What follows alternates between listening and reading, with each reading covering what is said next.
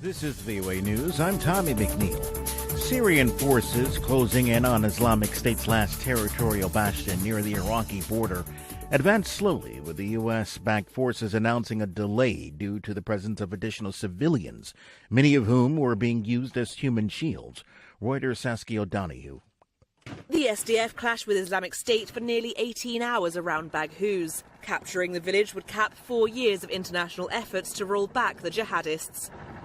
Thousands of fighters, followers and civilians had retreated to Baghouz as IS territory shrunk.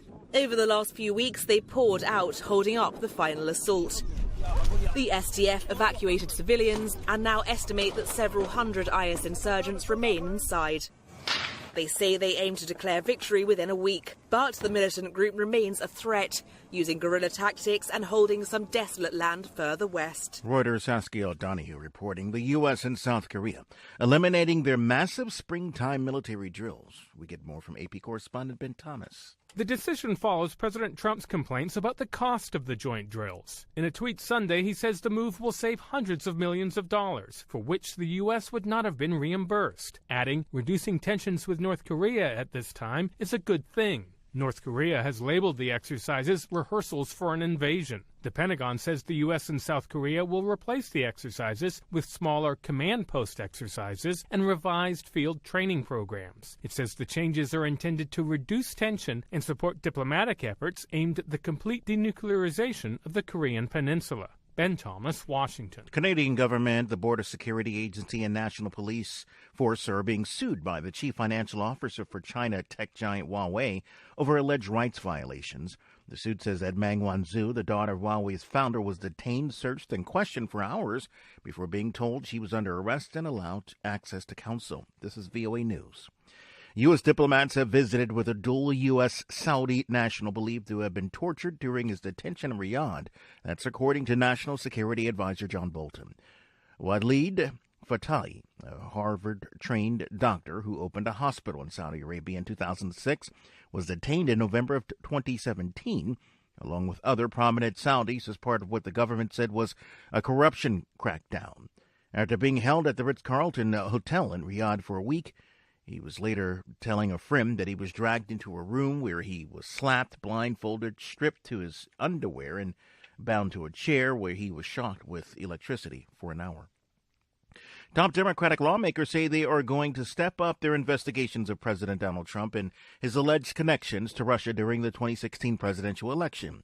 On ABC News, House Judiciary Committee Chairman Gerard Nadler said that his panel would begin the process of issuing requests to officials at the White House and Justice Department, along with Mr. Trump's oldest son, Donald Trump Jr. Senator Mark Warner, the top Democrat on the Senate Intelligence Committee, told CNN that after hearing Trump's former lawyer Andrew Cohen's testimony, that they've got to dig deeper. And Senate Minority Leader Chuck Schumer says President Trump has nothing to worry about if he did nothing wrong. The investigation should go forward without hindrance. If the president's done nothing wrong, it'll show he did nothing wrong. If he did something wrong, it should be brought to light. Mr. Trump, since returning from his collapse summit in Hanoi last week with North Korean leader Kim Jong-un, has resumed his attacks on Mueller's investigation and the growing number of inquiries in Congress. U.S. Senator Rand Paul's planned vote against President Trump's national emergency declaration for a border wall may be enough to pass a resolution to block it. Paul joins at least 3 other Republican senators who say that they will oppose Trump's declaration.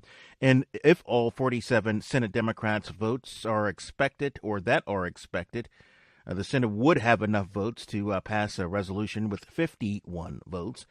If it does pass the Senate, the resolution goes to the president, who has promised to veto the measure. Neither chamber has enough votes to overturn a veto by the president.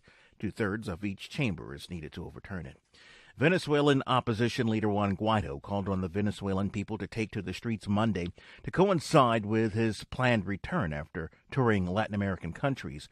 This is part of an effort to get President Nicolas Maduro to step down.